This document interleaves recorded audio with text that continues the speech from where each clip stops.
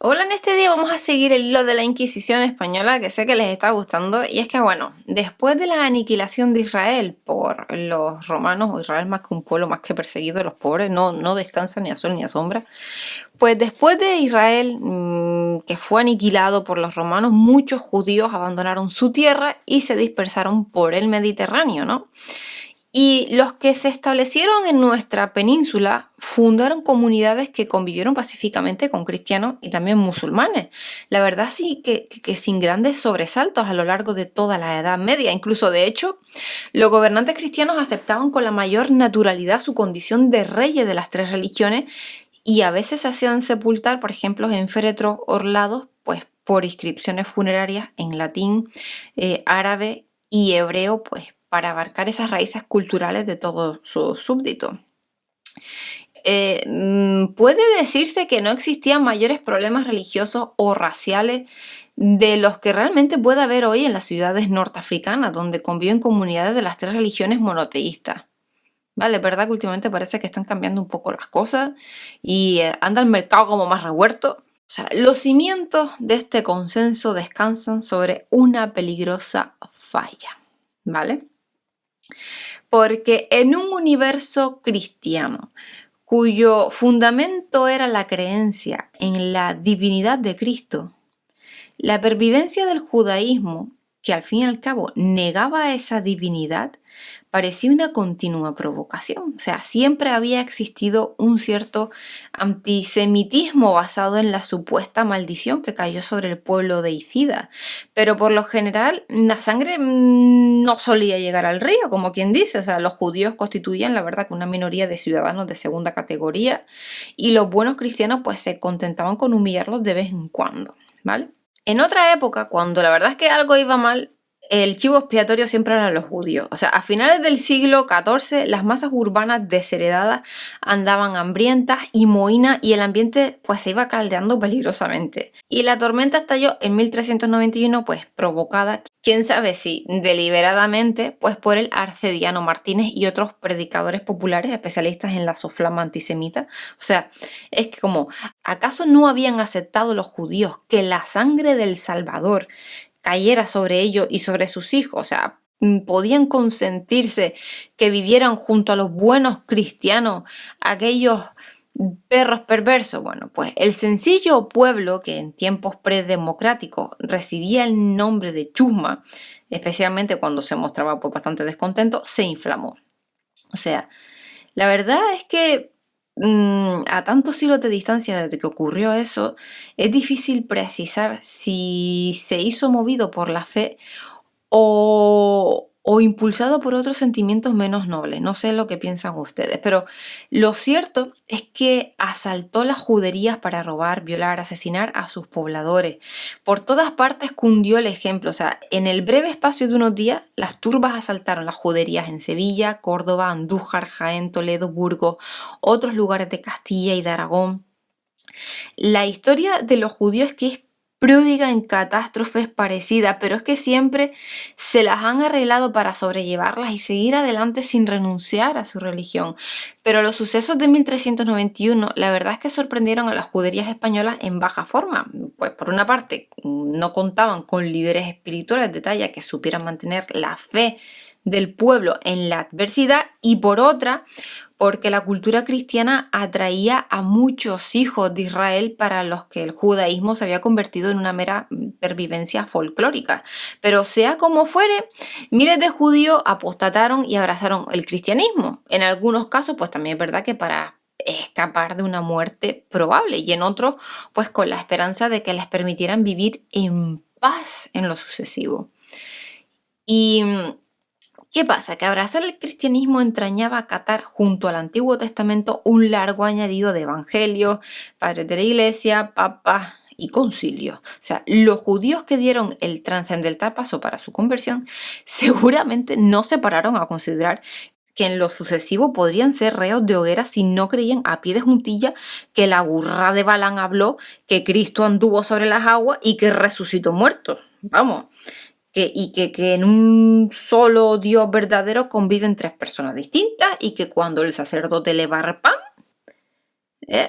Cristo desciende a sus manos verdaderamente y se convierte en carne y sangre que serán consumidas y digeridas por los comulgantes. Conceptos todos quizás difíciles de admitir para gente que habían alcanzado ya la edad de la razón sin haber sido instruidas en ello. Pero bueno, que en la calle merodeaban cuadrillas de maleantes codiciosos y no era cosa de hacer remilgos al bautismo, una simple ceremonia que al fin y al cabo que valía tanto como un salvoconducto.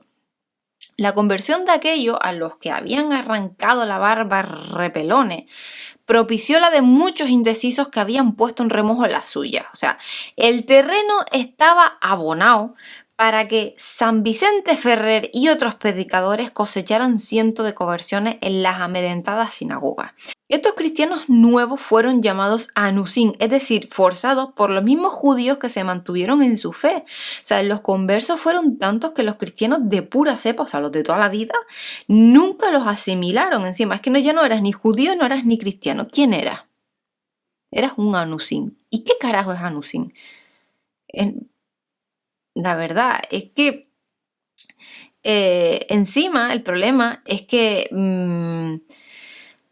sospechaban que estas conversiones no eran sinceras, ¿no? Aquellos catacúmenos sentían aversión por la carne de cerdo, seguían evitándola pues con el pretexto de que pues por falta de costumbre les revolvía el estómago. Y entonces pues los cristianos les decían que si eso no era un castigo de Dios por mancillar su iglesia con una conversión insincera. Y el pueblo no los perdió de vista y siempre los llamó con desprecio marrano. Parte de los conversos acabaron por romper los tenues lazos que los ataban a su antigua religión y al cabo de un par de generaciones pues verdad que se diluyeron en la sociedad cristiana.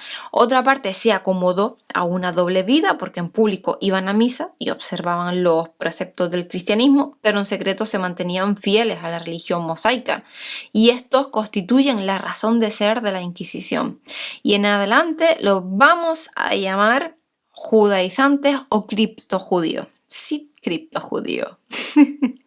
El impacto social de los conversos, la verdad es que fue tremendo, déjenme decirle, porque de pronto su recién estrenada condición de cristiano los elevaba a la categoría de ciudadanos de pleno derecho. Les abría muchas puertas que hasta entonces no habían soñado traspasar, o sea, libre de trabas. El judío emprendedor, laborioso, avispado, escapó del encierro de la judería y escaló rápidamente puestos relevantes en la sociedad cristiana.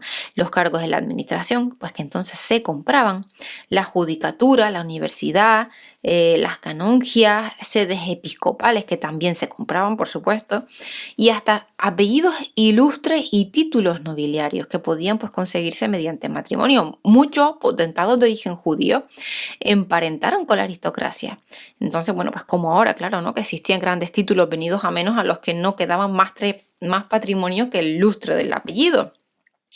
O entonces como ahora, ¿no? El pecado de la alta burguesía española consistía en aspirar a integrarse en la nobleza. El trapicheo matrimonial entre aristócratas sin ningún duro y conversos ricos fue muy intenso. Los más altos linajes del reino emparentaron con conversos, por ejemplo, los Arias Dávila, los Torreros, los Cabras, los Caballería, los Santángel. Precisamente fue un Santángel, tesorero y consejero de Fernando el Católico, el que favoreció a Colón y convenció al monarca para que aceptara las propuestas del genovés. O sea, de la familia de Santángel, descendiente de Noé Chinillo, rico mercader judío de Calatayud, salieron además eminentes magistrados y hasta un obispo, ¿no?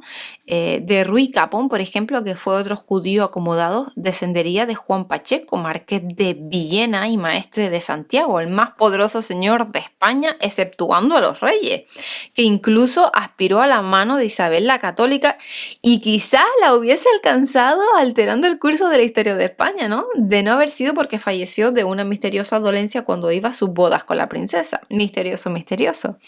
Pero en Aragón, los principales linajes del reino reverdecieron a sus marchitos laureles con la oportuna transfusión de sangre conversa. El propio rey Fernando era nieto de una judía y sus principales ministros, el maestre nacional, el tesorero real, el consejero del gobernador, todos eran descendientes de conversos. Unos siglos después, el médico y psicólogo Huarte de San Juan intentaba explicar por qué los cristianos nuevos medraban más que los cristianos viejos y decía que todo radicaba en su origen judío, dando que los que viven en la desgracia segregan resentimiento que los hace coléricos y propicios a la eclosión de la inteligencia y sutileza. Y otros, bueno, pues simplemente han señalado que los judíos, incluso los más pobres, respetaban la instrucción y apreciaban la escuela, la contabilidad, el comercio y la medicina. Por lo tanto, pues estaban especialmente preparados para progresar en una sociedad mayoritariamente compuesta por analfabetos. La súbita promoción socioeconómica de los antiguos judíos despertó el más amargo resentimiento entre los cristianos. O sea, seguía habiendo judíos pobres, por supuesto, o sea, incluso puede asegurarse que la mayoría lo eran, pero es que estos pasaban inadvertidos. Lo que despertaba la envidia del cristiano viejo era el lacerante espectáculo de la minoría que se había enriquecido y había trocado la humilde casa de la judería por el palacio en la parte más noble de la ciudad y el mezquino apellido semita por el título linajudo. Además, la moda del tiempo era proclive al lujo y a la ostentación, o sea, es que no ayudaba, ¿vale? Los ricos hacían alarde de su solvencia, asistían a misa mayor, a las ceremonias públicas profusamente enjollados, ataviados pues con esos brocados, con esas sedas increíbles, y pues claro, el pueblo estaba muy envidioso y les parecía muy intolerable que el nieto de aquel judío que no tenía donde caerse muerto disfrutara ahora de capilla propia en la parroquia y que se pavoneara ahí como un pavo real con un gorro de terciopelo adornado de perlas. Pues verlo acercarse a tomar los sacramentos con aprendida unción les parecía, vamos, como una burla sacrílega. La oportunista conversión al cristianismo era la ganzúa con que habían abierto las puertas de la promoción social, o sea, no podía haber sido sincera, tenía que haber sido dictada por el más rastrero interés. De la semilla de la sospecha, cultivada en el mantillo de la envidia, abonada de rencor, brotó la robusta certidumbre, o sea, se divulgó la especie de que todos los conversos, y especialmente los ricos, seguían practicando el judaísmo en la clandestinidad, y de este modo el ignoble sentimiento de la envidia se disimuló en celos religiosos y los cristianos de pura cepa pues pudieron justificar su rencor, ¿no? Decía así, bueno, George Borrow, por ejemplo, lo escribió así, de que la leña que consumía los cuerpos del hebreo, del morisco y del protestante ardía por codicia y envidia, y esas mismas piras hubieran consumido el cuerpo del gitano si hubiese poseído riqueza y saber bastantes para irritar las dos pasiones dominantes de los españoles. Y quizás, por ejemplo, esta circunstancia explique la popularidad de la Inquisición. Desde la perspectiva simplista del pueblo bajo, el tribunal estaba ajustando las cuentas a los conversos acomodados, ¿no? Y a la incipiente burguesía, sus naturales explotadores y enemigos. Al ganapán que profesaba la fe del carbonero no le tentaban la especulación religiosa ni pensar por su cuenta, o sea, se sentían por los salvos, se sentían por tanto a salvo de la Inquisición, que eso no iba a durar mucho. Bueno, pues hasta aquí el episodio de hoy, espero que les haya gustado, nos vemos el próximo día con muchísimo más. Un saludo, hasta luego.